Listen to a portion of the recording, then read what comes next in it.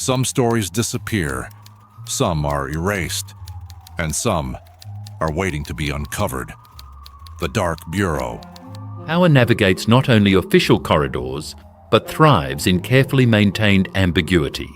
Each year, thousands of shipments glide across Russian borders, cloaked in innocuous trade codes and sealed with the veneer of high diplomacy.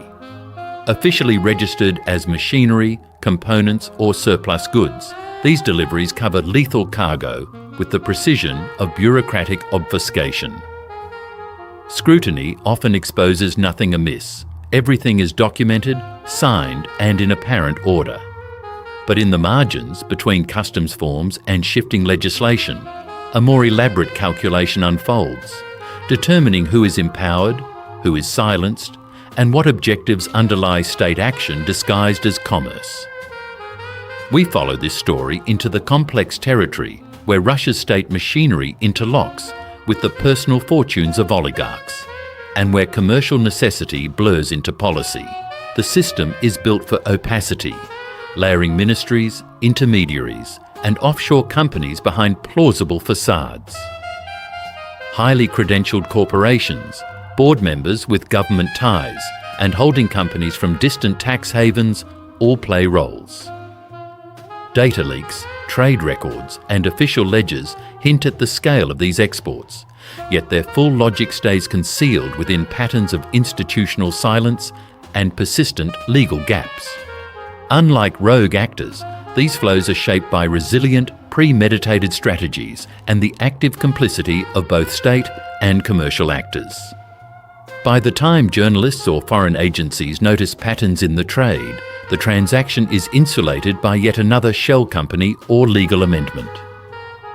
This system exists not just to move arms, but to secure a continuum of influence that adapts continually to enforcement or outside threat. Its architecture is engineered to survive. Closing one channel leads to the opening of another, the logic always a step ahead. The forms are regular, the flows are mapped, but the true machinery operates in the ambiguous space between official records and material effect. Each exposure reveals only a fraction of a deeply layered structure that perpetuates itself through constant adaptation and institutional complicity. After the Soviet collapse, as industries privatized in chaos, a consistent pattern emerged within Russia's sprawling military-industrial complex.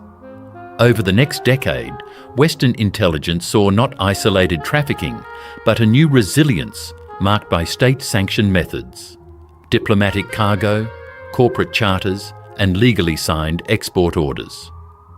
Shipments cross continents, recast as aid or surplus, slipping to areas of conflict under perfect documentation.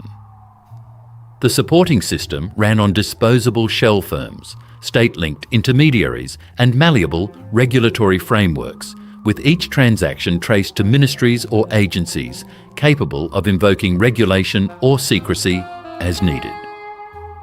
If a consignment drew suspicion, alternative routes and new operators ensured continuity, spreading activity through different ports or flight corridors, while legal structures evolved to keep pace with sanctions and embargoes. What appeared as loopholes was in fact designed redundancy, constructed to withstand both scrutiny and targeted disruption. Oligarchs who rose after privatization became central custodians. Far from criminals in hiding, these figures often appeared as policy partners, advisors, board appointees, and faces of national industry whose companies conveniently maintained arms export channels. The stereotypical arms trafficker is replaced here by well-connected industrial stewards committed to protecting both their bottom line and the broader interests of the state.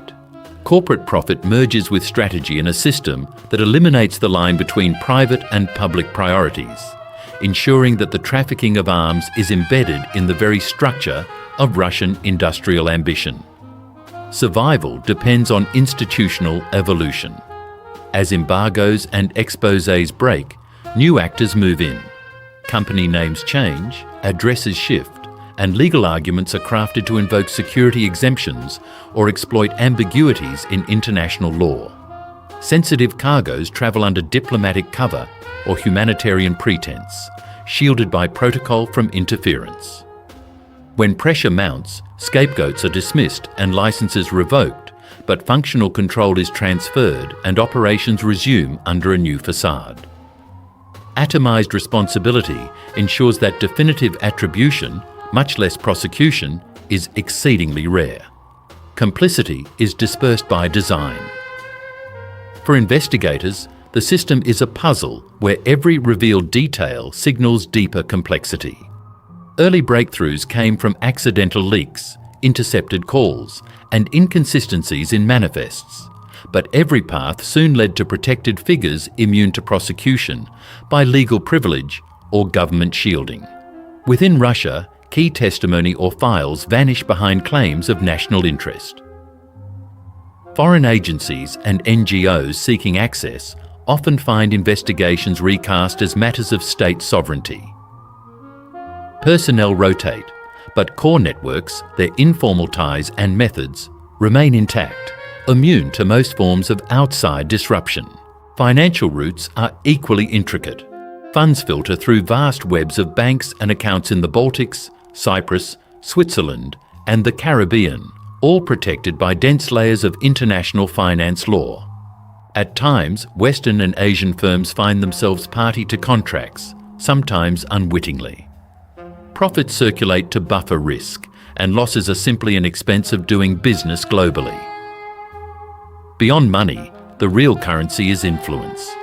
Weapons shipments cement political ties, positioning Russia as a strategic supplier capable of outmaneuvering global rivals. Thus, profit and influence reinforce one another, insulating the system further against oversight while making it robust and difficult to unpick.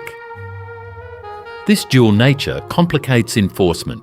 European compliance officers review paperwork that meets legal standards, knowing the real diversion will happen downstream. Russian regulators interpret ambiguities as compliance, not evidence of wrongdoing. Broader reforms target only visible surfaces.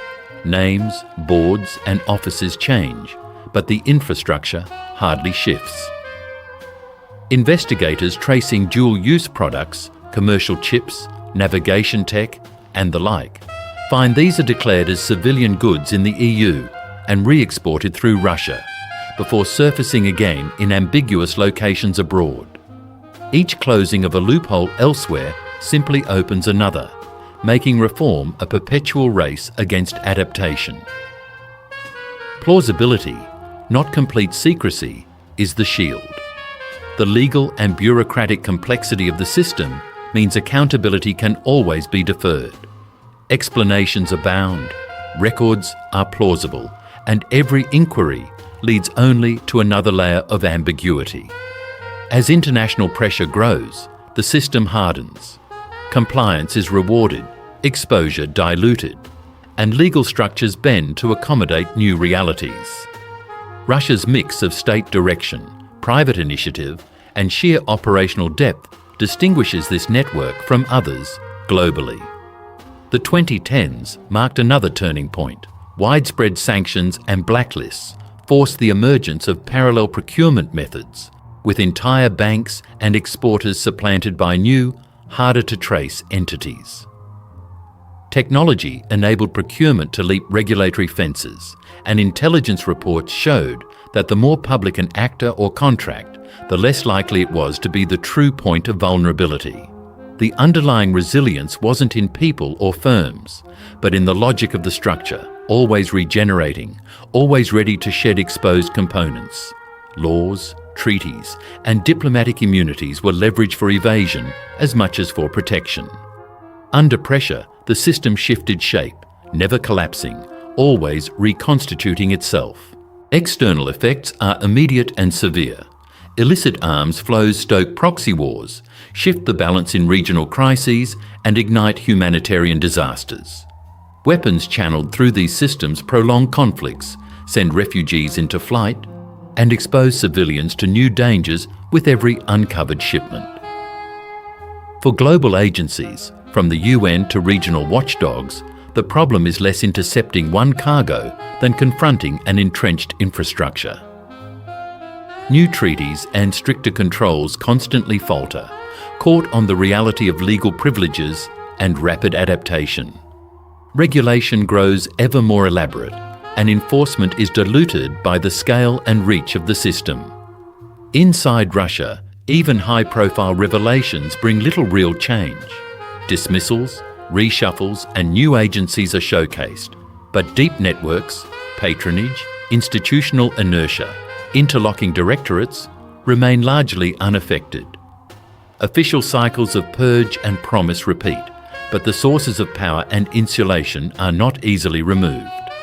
Reform seldom reaches beyond public-facing symbols. The system's distributed governance ensures no single actor bears full risk. Parts can be replaced, but the web endures. This system's structure explains its longevity. Power is dispersed so that regulators face a dilemma. To attack the network risks destabilizing not just one firm, but entire industries and strategic alliances. Internationally, the problem is compounded by competing interests: stability versus enforcement, geopolitics against legal clarity. The arms trade moves from mere commerce or criminality to an instrument of influence and leverage, rendering disengagement nearly impossible for many client states. Domestic critics inside Russia encounter formidable resistance. Reform is restricted to surface change. For investigators, the pursuit is endlessly iterative. Every exposure met with adaptation, every advance shadowed by complexity. The true legacy is endurance. This is not a transient scandal, nor the story of a few notorious figures. It is a living, adaptive, and highly insulated system, layered by design to survive oversight, preserve influence, and ensure the boundaries between legality and illegality remain perpetually blurred. In revealing its outlines, we see a system always transforming, securing its future one hidden transaction at a time.